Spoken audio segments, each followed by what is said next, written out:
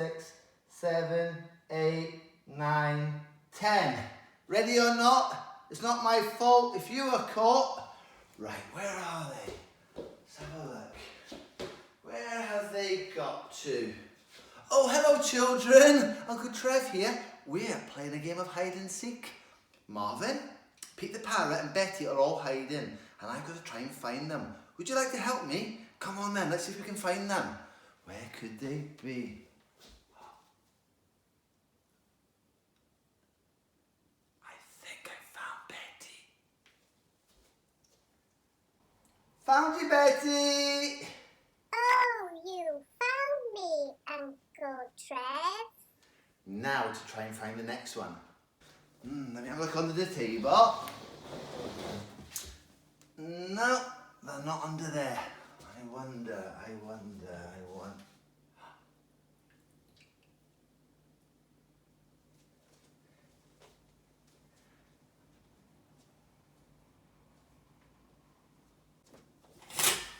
Got you, Pete! Oh, you found me. Now to find Marvin. I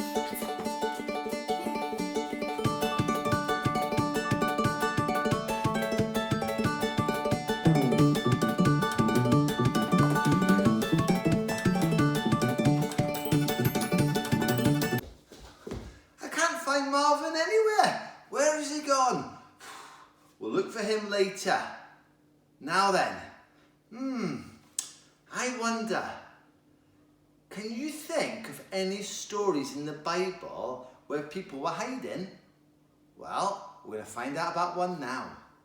Now today, children, we're going to start a new series of talks. Children in the Bible who made a real difference. Today, we're going to start with a girl. I think she was probably about 8 or 9 years of age. And she lived with her mum and dad and her younger brother called Aaron. And they lived in a place called Egypt. Now they weren't Egyptians, they were part of the Hebrew people or Israelite people. One day, her mum had a new baby boy. That's great news, isn't it?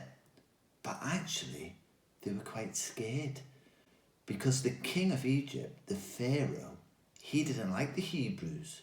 In fact, he had made them slaves and he treated them really, really badly.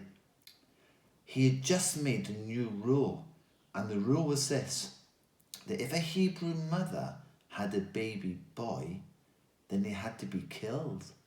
If it was a baby girl, they were allowed to live, but any baby boy had to be killed. How do you think Miriam felt? How do you think Miriam's mum and dad felt? They weren't happy at all.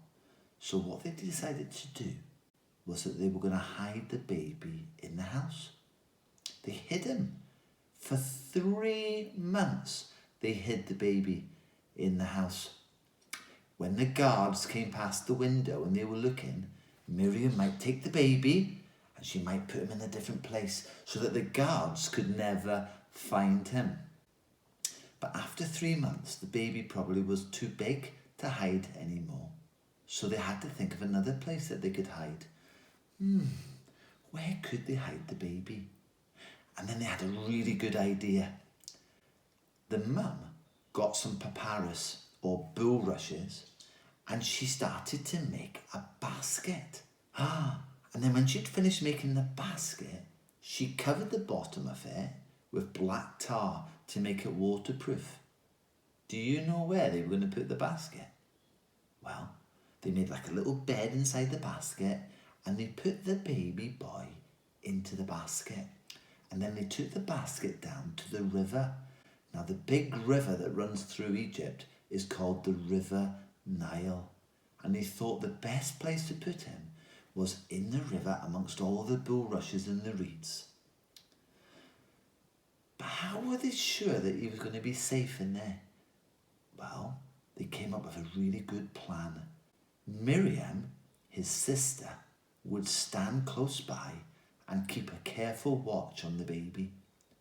Now we don't know how long she had to stand there. It could have been 1 day or 2 days. It could have been a week.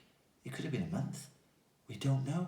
But her job was to stand there and to keep a careful eye on the baby and the basket. Now, one day, something really amazing happened. The princess of Egypt came down to the River Nile to bathe, probably to have a wash. And she came down with all her servants. And she was bathing in the River Nile when all of a sudden she spotted something in the bulrushes. Do you know what she spotted? That's right. She spotted a basket. So she said to one of her servants, "Go and fetch that basket for me." So the servant went over and they brought the basket to the princess. And when the princess took the lid off the basket, she saw inside a baby boy, and he was crying. And she felt really, really sorry for him. Quick as a flash, Miriam jumped out and ran towards the princess. And she said to the princess, "Would you like me to go and find somebody who can nurse him, who can look after him for you?" "Oh, yes, please," said the princess. "That would be great. I know just the person," said Miriam. And off she ran. Now, who do you think Miriam went to go and get to come back to look after the baby? That's right. She brought her mother. So the mother of the baby boy, the mother of Miriam, came back to the princess and said that she was prepared to look after the baby boy for the princess. And you know what?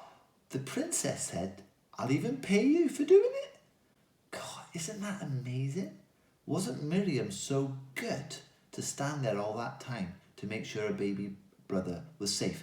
And wasn't she really smart in the way that she quickly thought of a plan in order that her mum could look after the baby? Now, when the baby boy grew up, his mother took him to the palace, to the princess, and she gave him to the princess. And the princess took the boy now to be her own son. And this is where she gave him his name. She called him Moses. And Moses means drawn out of the water. And that's why he was given that name. So Moses became one of the princes of Egypt. And if you think about it, God was keeping him safe as a baby, and God would continue to keep Moses safe as he grew up. And Moses grew up to love God, and he grew up to serve God. In fact, he became one of the greatest Hebrew men of all. He was one of God's heroes. But we've got to remember that one of the reasons why he was kept safe was because his sister, Miriam, kept a careful watch on him when he was a baby. She was also a hero as well. So, what can we learn from the story of Miriam and Moses? Well, Miriam made a real difference, didn't she? And she made a real difference because she was a good sister. She was a really good sister. She was concerned that her brother was kept safe. And she had a fairly simple job. She just had to stand there and keep a careful watch on the basket. And then she was really smart when the princess found the basket. She came up with that really good idea for a mother to look after her baby brother. But she was just a really good sister. I wonder, are you, if you're a girl, are you a really good sister? Do you look after your brothers? Do you make sure they're okay? Do you help them to do good things? I wonder. And if you're a brother, are you a really good brother? Do you look after your older brother and sisters? Are you obedient to your mum and dad like Miriam was obedient to her mum? I hope so. That will please God if you're a good brother and you're a good sister. Well, children, I wonder what's happened to Marvin. I can't find him anywhere. Will you come and help me try and find him? That'd be really great if you can. Okay, come on then, let's go and have a look. So where has Marvin gone? He's been hiding for a long time now. Children, will you help me try to find him? If you see him, will you shout out really loudly where he is? Come on, let's see if we can find him. Right, we've looked in there. He's not there. I've looked upstairs. He's not there. Right, oh, I know where I haven't looked. Behind the curtain. Come on then, let's have a look down here behind the curtain. Is he here? What was that? Did you see him, children? Did you? Oh, great. Was he over here? No, where is he then? He's over here. Are you sure? Shall we have a look? Marvin, are you there? Oh, hello, look. It's Marvin, children. We found him. Oh, thanks for being such a good help. Well, children, it's been great talking to you again. See you next week. Stay safe and God bless you all. Bye for now.